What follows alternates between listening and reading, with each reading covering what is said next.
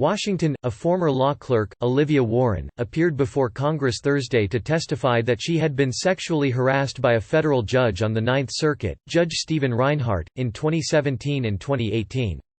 Mainly, he suggested I was horrifically unattractive. He questioned whether my husband could be real, given how unlikely it seemed to him that any man could ever be attracted to me. He speculated that if my husband in fact existed he was doubtless a wimp or gay, she testified. He told me that women were liars who could not be trusted, and he surmised the allegations of sexual harassment that came out against people like Louis C.K. and Harvey Weinstein were made by women who had initially wanted it and then changed their minds.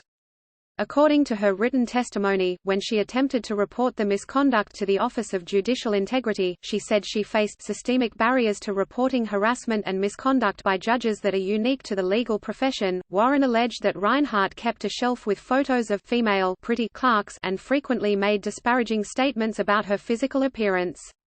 In her statement, Warren said she didn't intend to destroy Judge Reinhardt's legacy, to erase his significant contributions to the law, or to condemn him. But under current law, employees of the federal judiciary system are not protected from sexual harassment usually afforded by Title VII of the Civil Rights Act of 1964, the Age Discrimination in Employment Act of 1967, or the Americans with Disabilities Act of 1990. Warren and fellow witnesses made a plea for a cultural change in the federal judiciary system and called for more protections to be put in place. Reinhardt, considered a liberal lion of the court, died in 2018 and was a colleague of Judge Alex Kozinski, who retired from the bench in 2017 after more than a dozen women alleged he had subjected them to inappropriate sexual content.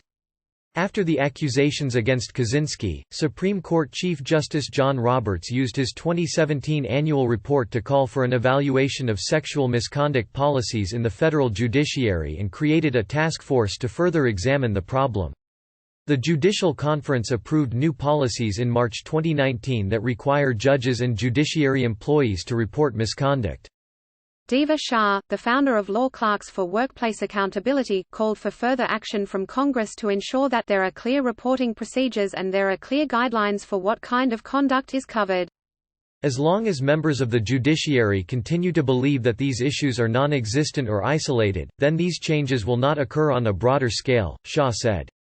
Shah said that some students, who are not as well connected to whisper networks that exist among certain groups of law students, have no knowledge or warning about the possibility of inappropriate behavior by some federal judges and may then be more likely to accept clerkships with them.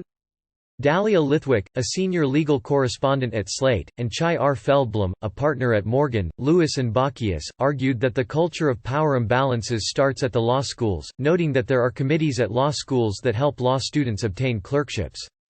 They suggested such committees should also provide law clerks with the opportunity to report harassment incidents.